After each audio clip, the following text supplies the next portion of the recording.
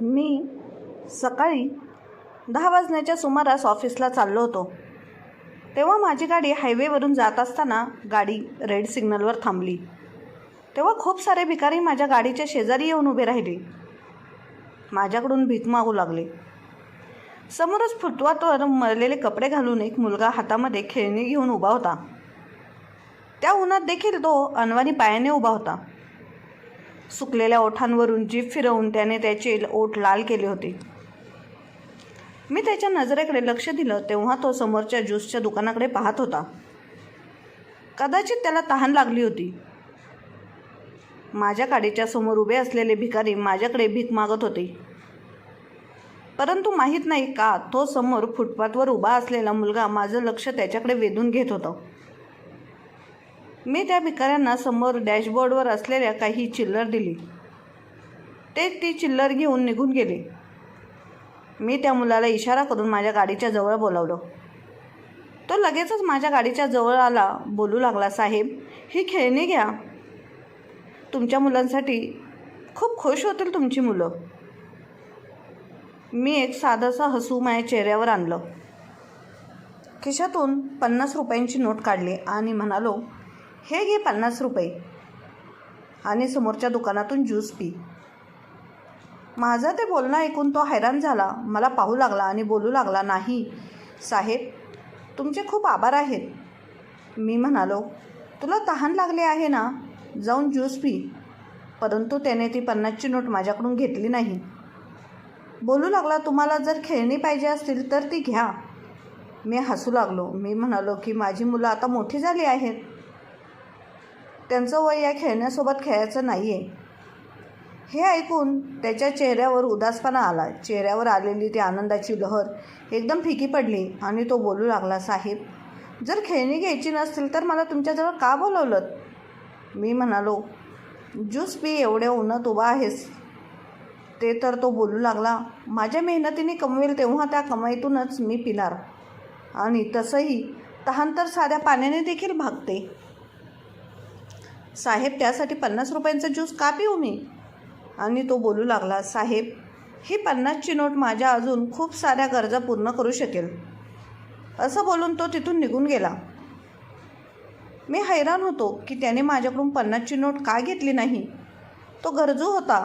जर त्याची इच्छा असती तर त्याने माझ्याकडून पैसे घेतले असते. नाश्ता ज्यूस नसता प्यायला, साधं पाणी प्यायला असतात तरी चाललं असतं. पण निदान हे पैसे तरी त्याच्या कामी आले असते. पण त्याने ते घेतले नाहीत. त्या मुलाने माहीत नाही का मला हैराण केलं होतं. रेड सिग्नल ग्रीन सिग्नलमध्ये बदलला, परंतु मी तिथेच उभा होतो. गाड्यांच्या त्या मोठ्या आवाजाने हॉर्नने मला भानावर आणलं. मी लगेचच गाडी सुरू केली आणि पुढे निघालो. घरी येऊन देखील माझं लक्ष त्या मुलाकडेच होतं. माझ्या मनात त्याचाच विचार चालू होता. जेव्हा घरी येत होतो तेव्हा मला खूप भूक लागली होती. त्यामुळेच मी फोन करून माझ्या बायकोला सांगितलं होतं की जेवण तयार करून ठेव. त्यामुळे जेव्हा मी घरी पोचलो तेव्हा टेबलवर जेवण तयार होतं. मी मुलांसोबत थोडं बोललो, हातपाय धुतले आणि टेबलवर येऊन बसलो. माझ्या बायकोने जेवणासोबत पकोडेसुद्धा केले होते. लगेचच थंड पाण्याचा ग्लास माझ्यासमोर ठेवला. जसं मी पाणी पिऊ लागलो तसं मला त्या मुलाचा चेहरा माझ्यासमोर येऊ लागला. त्याचे ते सुकलेले ओठ, त्याचे ते अनवाणी पाय, परंतु चेहऱ्यावर इमानदारीची चमक. त्या मुलाने मला खूपच खुश केलं होतं. मला माहीत नाही का, परंतु मी अगदी आरामात जेवण करू शकलो नाही. दुसऱ्या दिवशी माझी भेट त्या मुलासोबत पुन्हा झाली. या वेळेला काही तरुण मुलं त्याच्यासोबत भांडत होती आणि वाद घालत होती. मी गाडी एका साईडला लावली आणि गाडीतून खाली उतरलो. जेव्हा त्याच्याजवळ गेलो तेव्हा ते तरुण त्या मुलाची कॉलर पकडून त्याला गदागदा हलवत होते. तो बोलू लागला, मी सांगितलं आहे ना की मी कोणाची चोरी नाही केली आहे. ती तरुण मुलं बोलू लागली की तूच आमच्याजवळ उभा होतास, खरं खरं सांग, आमचं पॉकेट तू कुठे लपवलं आहेस? मी त्या तरुणांजवळ गेलो. मी म्हणालो, लाज वाटत नाही का तुम्हाला? लहान मुलाला बघून त्याच्यावर आरोप लावता. त्या तरुण मुलांनी त्या मुलीच्या हातून खेळण्याची पिशवी देखील हिसकावून घेतली. त्याची खेळण्याची पिशवी देखील हिसकावून घेतली आणि बोलू लागली, तुम्हाला माहीत नाही, हाच तो चोर आहे. हाच आमच्या अगदी शेजारी उभा होता आणि आता मी पाहिलं तर माझं पाकीट गायब आहे. तरुण तो खूपच रागात होता. मी म्हणालो, तू हे कसं बोलू शकतोस की या मुलाने तुझं पाकीट चोरलं आहे? ते तर तो बोलू लागला, तो माझ्या बाजूलाच उभा होता. तो मुलगा बोलू लागला, मी खरं बोलतोय, मी कोणतीच चोरी केलेली नाही. मला माहीत नाही ते त्यांचं पाकीट कुठे आहे. मी तर इथं नेहमीच उभा असतो. खेळणी विकण्यासाठी माझ्या आईने मला मेहनत करायला शिकवलं आहे, चोरी करायला नाही शिकवले माझ्या आईने मला. मी स्वप्नात देखील याचा कधीच विचार कोणाची चोरी पैसा करून माझ्या खिशात टाकू शकत नाही. चोरी करायची असती तर मी भीक का मागितली असती? खेळणी घेऊन प्रत्येक गाडीजवळ जाऊन त्याला विकण्याचा प्रयत्न केला नसता. तर तो तरुण बोलू लागला, प्रत्येक चोर हे असंच बोलतो. कोणता चोर आहे जो स्वतः सांगतो की मी चोरी केली आहे? मी म्हणालो, किती पैसे होते त्याच्या पाकिटामध्ये? तर तो तरुण बोलू लागला, आमच्या खिशामध्ये 2,000 रुपये होते. मी माझ्या खिशातून पैसे काढले. तेव्हा तो मुलगा बोलू लागला, साहेब तुम्ही काय यांना पैसे देताय? मी सांगितले ना, मी यांचे कोणतेच पैसे चोरले नाहीत. त्यांना मला मारायचं आहे ना, मारू देत, परंतु मी चोर नाही. त्यामुळे ती भरपाई देण्याची तुम्हाला काहीच गरज नाही आहे.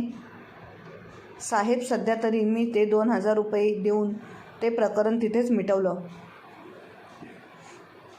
तो मुलगा बोलू लागला, तुम्ही चांगलं नाही केलं. आता बघा, काही दिवसानंतर हे पुन्हा माझ्यावर चोरीचा आरोप लावतील. हे लोक असेच आहेत भाऊ, जाणून बुजून लहान मुलांना त्यांच्या निशाणा बनवतात, जेणेकरून तुमच्यासारख्या साध्या मनाच्या लोकांना ते मूर्ख बनवून त्यांच्याकडून पैसे काढून घेऊ शकतात. मी म्हणालो, जाऊ दे तारे, तू सांग, ही खेळणी तुम्हाला किती रुपयाला देशील? तर तो बोलू लागला, साहेब तुम्ही जर सांगितलं होतं की तुमची मुलं मोठी आहेत, तुम्ही माझ्या खेळण्यांचं काय कराल मग? मी म्हणालो, एक खेळणं मला दे. माझ्या घरी एक कामवाली येते, तिच्या मुलाला देईल मी, आणि बाकीचे माझ्याकडून तू गरीब मुलांमध्ये वाटून टाक. माझं बोलणं ऐकून तो काही वेळ मला पाहत बसला आणि मग खांदे उचकावून त्याने सगळी खेळणी मला दिली, जी 2,000 रुपयांची होती.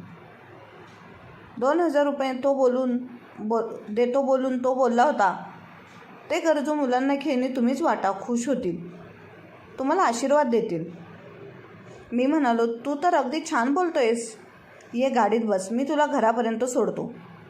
तर तो बोलू लागला, नको साहेब, देवाने 11 नंबरची बस दिली आहे ना, जाईन मी त्या बसने माझ्या घरी.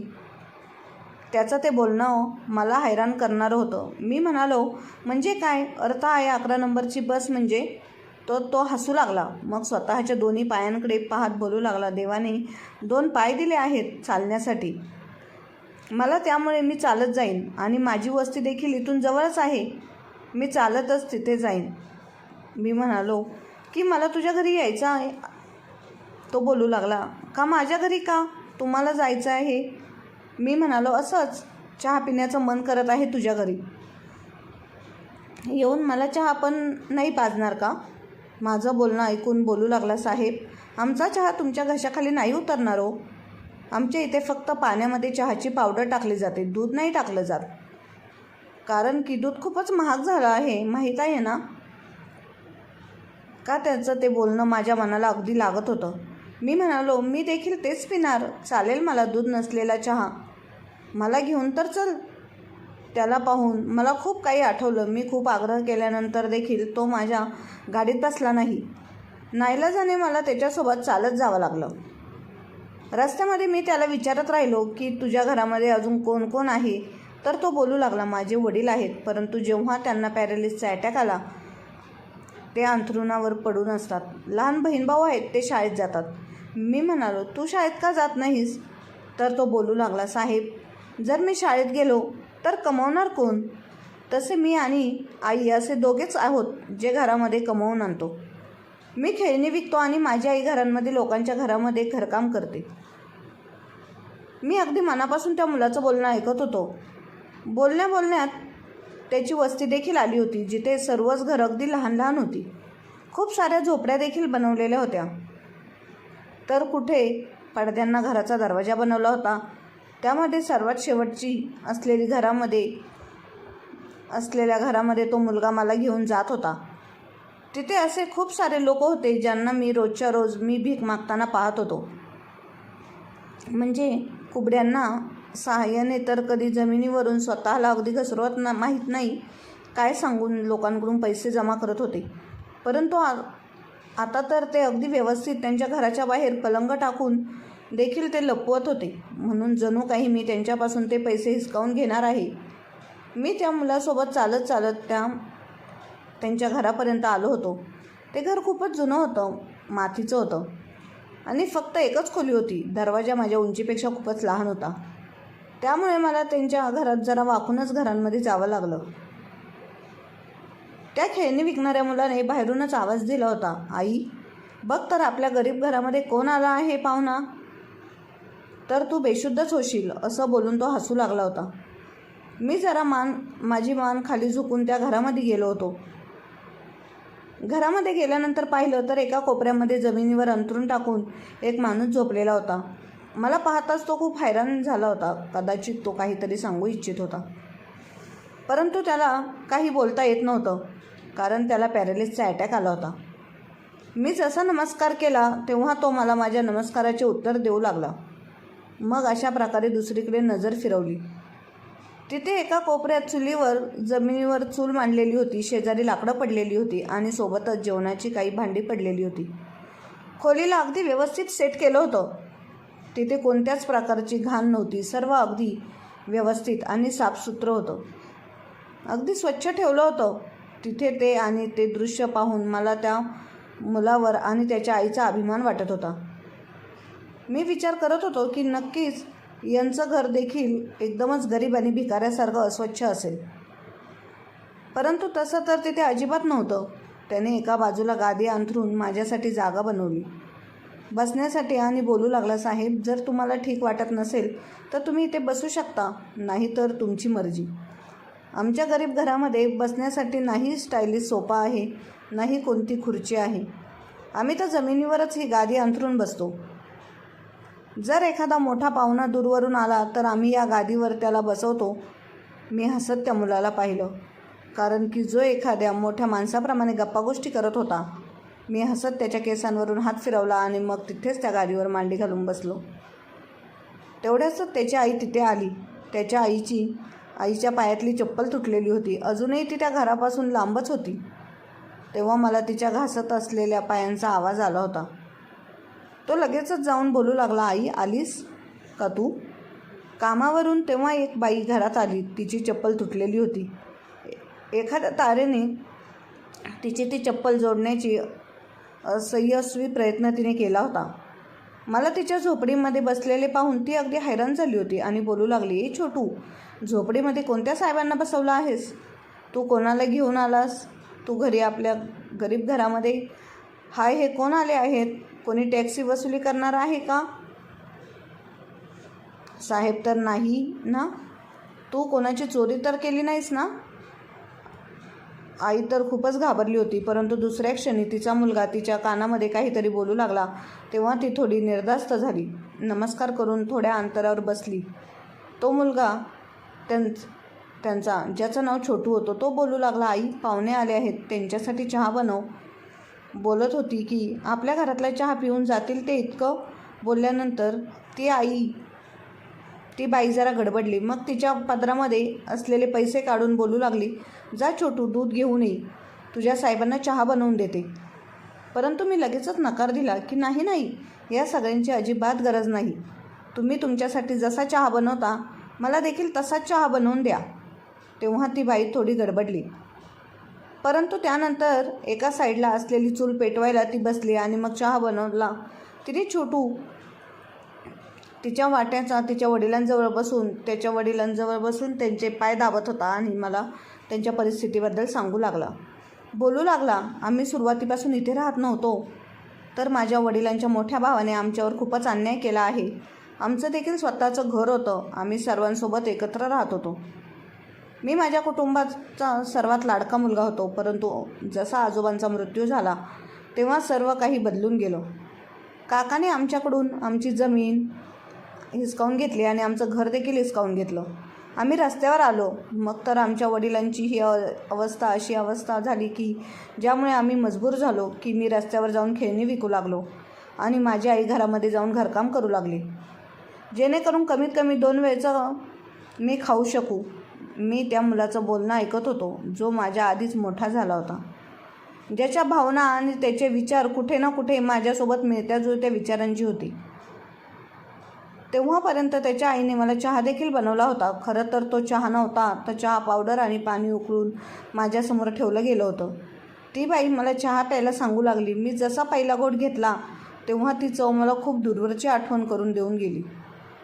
तो मुलगा मला त्याच्याबद्दल, त्याच्या नातेवाईकांबद्दल खूप काही सांगत राहिला आणि मग मी सर्व काही शांतपणे ऐकत राहिलो. मग तिथून उठून जाऊ लागलो. उठण्याच्या आधी मी माझ्या पाकिटमधून 5,000 रुपये काढून त्या बाईच्या हातावर ठेवले. बोलू लागलो, हे मी उपकार देत नाही तर किंवा दया म्हणून देत नाही, तर तुझ्या मुलाला बक्षिसाच्या रूपात देत आहे. खूपच चांगला वाटला हा मुलगा मला. तुम्ही त्याला खूप चांगले संस्कार दिले आहेत. इतक्या लहान वयात खूप काही छान छान बोलतो आणि आयुष्यात खूप यशस्वी होईल. परंतु त्या बाईने ते पैसे माझ्या हातात पुन्हा ठेवले आणि बोलू लागले, आम्हाला तुमच्या पैशांची गरज नाही हो. तुमच्यासारखी चांगली माणसं आजही या जगामध्ये हजर आहेत. हेच खूप आहे. फक्त तुम्ही आमच्यासाठी प्रार्थना करा की आमचे हे संकट लवकरात लवकर कमी होऊ देत. मी तर त्या घरात निघून आलो होतो. परंतु मी त्या मुलासाठी खूप काही करू इच्छित होतो. त्यामुळे मी त्या मुलाच्या आईवडिलांसोबत चर्चा केली आणि मग त्याच्या झोपडीजवळ असलेल्या शाळेमध्ये ॲडमिशन केलं. त्यात तो मुलगा बोलू लागला की मी नाही शिकणार. जर मी शिकायला गेलो तर माझे लहान बहीण भाऊ आहेत, माझे आईवडील आहेत, त्यांना खर्च कोण उचलेल? त्यांचे शिक्षण, आईवडिलांची काळजी कोण घेईल? माझी खेळणी कोण विकेल? परंतु मी त्याला म्हणालो की तू सकाळी 8 ते दुपारी 1 पर्यंत अभ्यास कर आणि मग त्यानंतर संध्याकाळी तिथे तुझ्या दुकानात खेळणी विक. देव तुझ्या कामामध्ये तुला यश नक्की मिळवून देईल. तो एकदमच माझा चेहरा पाहू लागला, बोलू लागला, तुम्ही माझ्यासाठी इतकं सगळं का करताय? शेवटी तुमचं आणि माझं काय नातं आहे? माझ्याजवळ इतके पैसे कुठून येतील ज्यामुळे मी तिथे दुकानात उभा राहून खेळणी विकू शकेल? परंतु मी त्याला वचन दिलं होतं की हे बघ, हे सर्व तुझ्यासाठी मी करेन. हे तुझ्यावर कसलेच उपकार नाहीत, तर तुझ्यावर कर्ज आहे. जसं जसं तुला नफा व्हायला लागेल त्याचा तुला फायदा व्हायला सुरुवात होईल, तेव्हा तू माझं कर्ज फेडून टाक. हे ऐकून तो मुलगा खुश झाला होता. त्याची आई मला पुन्हा एकदा आशीर्वाद देऊ लागली, माझ्या मुलांना आशीर्वाद देऊ लागली. मी तिथून परत आलो होतो. दुसऱ्या दिवशी मी सर्वात आधी त्या मुलाचा आणि त्याच्या लहान लहान बहीण भावांचं शाळेमध्ये ॲडमिशन करून घेतलं आणि मग त्या मुलाला एक सुंदर खेळण्याचे भरलेलं छोटंसं दुकान देखील खरेदी करून दिलं.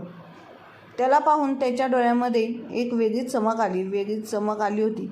अगदी माझ्याप्रमाणे. जसे एका वयात पोहोचल्यानंतर मी देखील खूप सारी स्वप्न पाहिली होती. एका मुलाला त्याच्या स्वप्नाच्या दिशेने रस्ता दाखवून मी माझ्या कामावर परत आलो होतो. भूतकाळाचे दरवाजे उघडले गेले होते. मला खूप काही आठवू लागलं होतं. मी फक्त 10 वर्षांचा होतो जेव्हा माझ्या वडिलांचा मृत्यू झाला होता. वडिलांच्या मृत्यूनंतर जणू काय आमच्यावर अत्याचारांचं मोठं डोंगरच कोसळला होता. पूर्ण कुटुंबाने आमच्यासोबतचे सगळे संबंध तोडले होते. माझी आजी या हट्टाला पेटली होती की ती माझ्या आईचं लग्न माझ्या काकांच्या सोबत लावून देईल. काका खूपच अत्याचारी होता. याआधी त्याने त्याच्या 3 बायकांना मारून त्यांचा खूनही देखील केला होता, किंवा त्या काकाला सोडूनच पळून गेल्या होत्या. कुठे ना कुठे त्यांना वाईट व्यसनं देखील होती. माझ्या आईने अगदीच नकार दिला की ती पूर्ण आयुष्य माझ्या नवऱ्याचं नाव घेऊनच बसेल आणि त्यांच्यासोबत लग्न नाही करणार. माझ्या वडिलांवर तिचं खूप प्रेम होतं, इतकं कुणाबद्दल ती विचार देखील करू शकत नव्हती. आणि सोबतच मी देखील 10 वर्षांचा होतो. कधी ना कधी मला देखील मोठं व्हायचं होतं, माझ्या आईचा आधार बनायचं होतं. परंतु आजी हट्टी होती. मग एके रात्री काकाने त्याच्या सगळ्या सीमा पार करण्याचा प्रयत्न केला. तेव्हा माझ्या आईने काकाच्या कानाखाली जोरदार कानाखाली लगावली आणि त्या कानाखालीचा बदला घेण्यासाठी काही दिवसातच पूर्ण कुटुंबासमोर काकाने माझ्या आईच्या चरित्राचे अगदी धिंदवडे काढले. तिच्यावर घाणे आरोप केले की माझ्या आईला हार्ट अटॅक आला, तिच्या हृदयाला प्रॉब्लेम निर्माण झाला. जे काय होतं, पण मी लहान राहिलो नव्हतो आणि मला चांगलं वाईट सगळं काही समजत होतं. परिस्थितीने मला आधीच मोठं केलं होतं. मी देखील निर्णय घेण्याच्या योग्यतेचं झालो होतो. मी आज माझ्या आईचा हात पकडला आणि म्हणालो की आई, आपण आता या घरात राहणार नाही. आईच्या माहेरी देखील कोणीच नव्हतं. ती तिच्या आईवडिलांची एकुलती एक मुलगी होती आणि तिच्या आईवडिलांचा मृत्यू झाला होता. माझ्या आईचे बाबा ज्या घरामध्ये राहत होते, मी आणि आई तिथेच जाऊन राहू लागलो. ते घर खूप छोटंसं होतं. खूप वर्षापासून त्याची नीट देखभाल देखील केली गेली नव्हती. त्यामुळे अगदी मोडकळीस आलं होतं. ते छप्पर देखील गळत होतं. लोकांना जेव्हा समजलं की माझी आई तरुण्यात विधवा झाली होती, तेव्हा लोक मदत करण्यासाठी आमच्या घरी आले. परंतु मी सर्वांना त्यांचे पैसे परत केले, कारण त्यांची ती मदत वेगळ्या स्वरूपाची होती, वचनेची होती. मी सांगितलं की मी जिवंत आहे, खबरदार जर माझ्या आईला कोणी पैसे देण्याचा प्रयत्न केला तर मी माझ्या आईचा मुलगा तिथंच सगळं खर्च भागवेल. आम्हाला कुणाची दया किंवा भीक नको आहे. लहान वयातच माझं ते बोलणं ऐकून माझ्या आईने माझं एका सरकारी शाळेमध्ये ॲडमिशन घेतलं आणि मग मी शाळा सुटल्यानंतर मी जेव्हा घरी परत यायचो तेव्हा संध्याकाळी वर्तमानपत्र विकायला निघून जायचो. सोबतच हॉटेलमध्ये टेबल देखील साफ करायचो. माझ्या आईला शिवणकाम येत होतं, त्यामुळे घरात तिनं शिवणकाम करायला सुरुवात केली आणि मग आम्ही मायलेकं स्वतःचं पोट भरू लागलो. जसजसा मी मोठा झालो, मी अभ्यासात देखील चांगला होतो. त्यामुळेच मी माझ्या घरामध्ये ट्युशन शिकवायला सुरुवात केली. स्वतःचं शिक्षण देखील सुरू ठेवलं मी. त्याचबरोबर आणि मुलांना देखील ट्युशन देऊ लागलो. आणि मग अशाच प्रकारे मी संध्याकाळी एका हॉटेलमध्ये निघून जायचो आणि तिथे रात्री 12 वाजेपर्यंत वेटरचं काम देखील करायचो. आणि ती वेळ देखील आली होती जेव्हा मी MBA केलं आणि एका कंपनीमध्ये मला खूप चांगल्या प्रकारची नोकरी मिळाली. माझी आई तर खूप खुश झाली होती. तो दिवस माझ्या आयुष्यातला सर्वात सुंदर दिवस होता, जेव्हा मी माझं घर घेऊन त्याची चावी माझ्या आईच्या हातात दिली. आमच्या संयमाचं आणि मेहनतीचं फळ आम्हाला मिळालं होतं. माझ्या आईने माझ्यासाठी एक चांगली मुलगी पाहून माझं लग्न तिच्यासोबत लावून दिलं आणि देवाने मला 2 मुलं देखील दिली. त्या दोन्ही मुलांना मी नेहमी संयम आणि मेहनत यांची शिकवणूक देत होतो. आज ज्या उंचीवर मी आहे, माझ्याजवळ पैसा देखील खूप आहे आणि कोणत्याच गोष्टीची कमतरता नाही आहे. मी हे सर्व कोणाकडून चोऱ्यामाऱ्या करून आणलं नाही, तर माझ्या आईवडिलांच्या आशीर्वाद आणि आईच्या आणि माझ्या मेहनतीमुळेच. यामुळे मी इथे पोचलो होतो. मी माझ्या मुलांना समजावतो की सर्व तुम्हाला तर ताटामध्ये आयतं मिळालं आहे, परंतु यामागे किती मेहनत आणि प्रयत्न आहेत याची तुम्हाला जाणीव ठेवा. त्यामुळे तुम्ही देखील मेहनत करा आणि कधीच गरीब लोकांना वाईट साईड बोलू नका. उलट तुम्हाला जितकं शक्य असेल मोठं झाल्यानंतर सगळ्यांना मदत करा. ज्यांना गरज आहे त्यांना नक्कीच मदत करा. मी जेव्हा घरी पोहोचलो तेव्हा मनामध्ये एक शांतता होती. जी खेळणी मी त्या मुलाकडून घेऊन आलो होतो, माझ्या मुलांनी ती खेळणी पाहिली आणि हसले की बाबा, आम्ही आता तर लहान राहिलेलो नाहीत, मोठे झालो आहोत. या खेळणीने आम्ही कुठेही खेळू, आम्ही खेळणार आहोत खेळण्याने. परंतु मग स्वतः विचार करून बोलू लागले बापाला, आपल्या घरापासून काही अंतरावर काही गरीब लोक आहेत. त्यांच्याजवळ तर खेळण्यासाठी खेळणी नाही आहेत आणि त्यांच्याकडे चांगले कपडे देखील नाही आहेत. मग आपण या वेळेला आपल्या बड्डे सेलिब्रेशन करण्याऐवजी त्याच पैशातून त्या मुलांसाठी चांगले कपडे आणि त्यांना खेळणी घेऊन दिली तर ती खूप खुश होतील. माझ्या मुलांच्या तोंडून हे ऐकून मला माझ्या बायकोचा खूप अभिमान वाटू लागला, कारण की तिने तिच्या सासूच्या पावलावर पाऊल ठेवून स्वतःच्या मुलांना इतके चांगले संस्कार दिले होते. मला अगदी असे संस्कार माझ्या मुलांना द्यायचे होते.